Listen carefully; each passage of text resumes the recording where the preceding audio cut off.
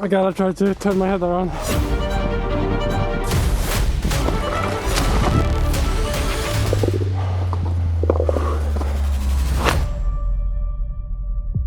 We made it to Besseggen mountain ridge and it's incredibly beautiful. 5 years ago I ran over the magical Besseggen in Norway together with my wife. Later I heard that there was a running race on that route being held every year, and when I heard that I thought that gotta be one of the most beautiful running races in the world, and I said to myself that I have to participate in that race one day. 5 years later I woke up super early to do the 5-hour drive to the mountains and finally get to see what I could do in this race. For the 60,000 tourists doing this iconic hike every year, most people use 6 to 9 hours on it. And the crazy running record for the race is 1 hour and 15 minutes. I was super tired from a very early morning starting to drive. But as soon as I saw those mountain peaks, you can see that smile on my face.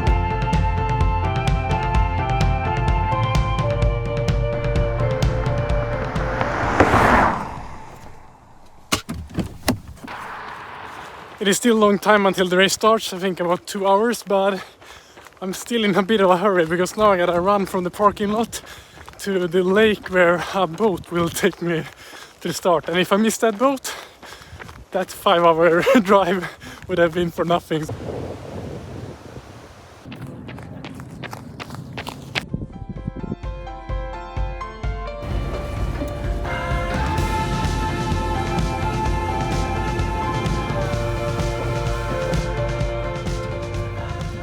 And now I just have an hour to wait and do some warm-up before the race starts. So while I'm sitting here enjoying this magnificent landscape, I thought I would explain how this course is.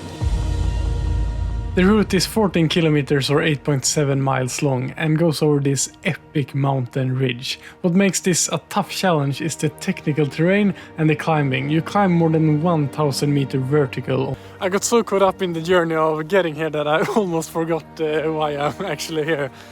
So let's focus up and get ready. It's not that long until start.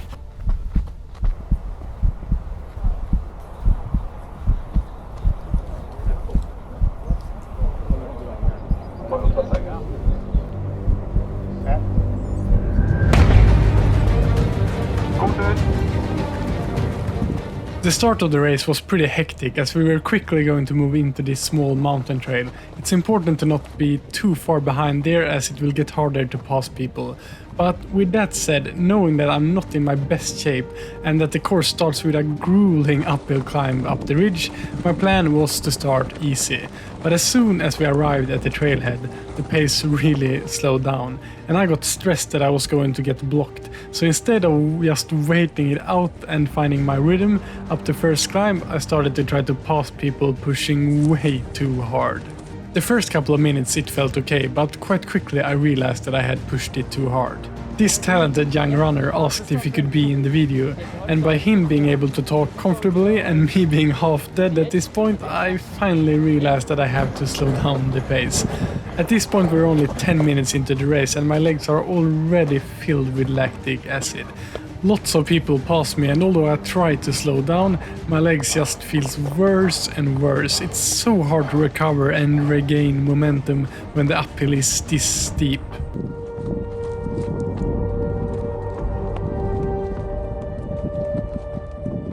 I think I started at a pace that I'm used to being a good starting pace when I'm in shape.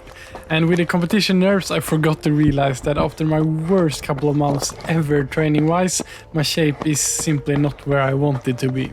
The next couple of kilometers finishing up this brutal first climb, I just tried to find a rhythm that I can maintain to the top, but to be honest, I was feeling so bad in my legs after that stupid start of mine that even after coming up the first part of the ridge, getting some nice views, I didn't even manage to enjoy it. I just felt heavy and slow and was angry at myself for starting too hard. Knowing that there was some more brutal climbing coming, I was worried that this was going to become a long and tough day on the mountain.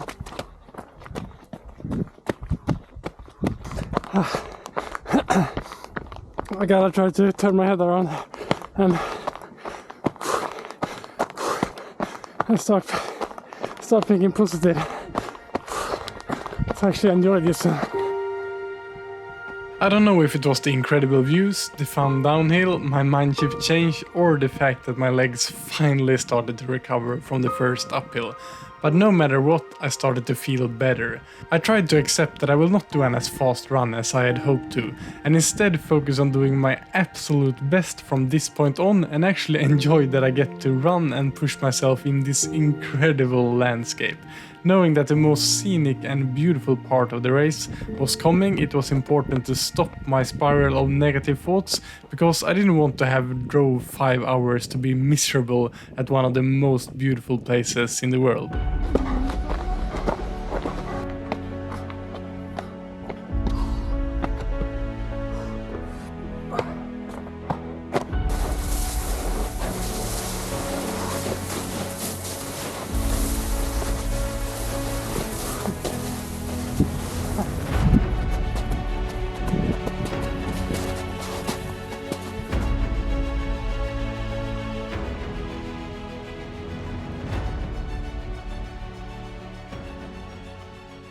At this aid station, I heard that I was in 51st place out of the 180 participants. So in order to motivate myself to push hard the last part of the race, I set a goal to finish top 50.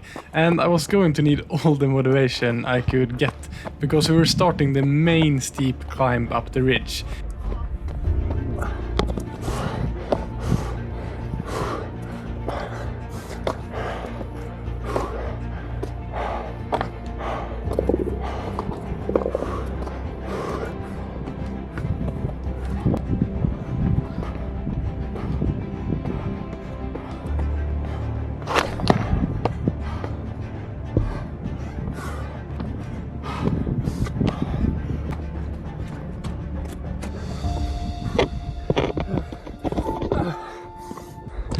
I made it through the steepest part. Now it's just one little uphill before it's just downhill to the finish. And I think and hope I have a little bit left in my legs. That's the summit.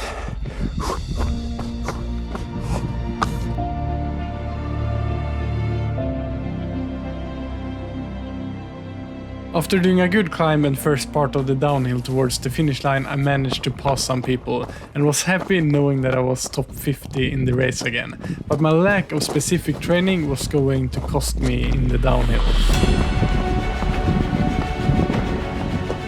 I tried pushing hard in the downhill and really enjoyed the amazing trail. But this was where this tough race really broke me. As I was getting close to the finish line, my legs just felt smashed, and it was hard keeping up a decent pace without falling on the technical trail.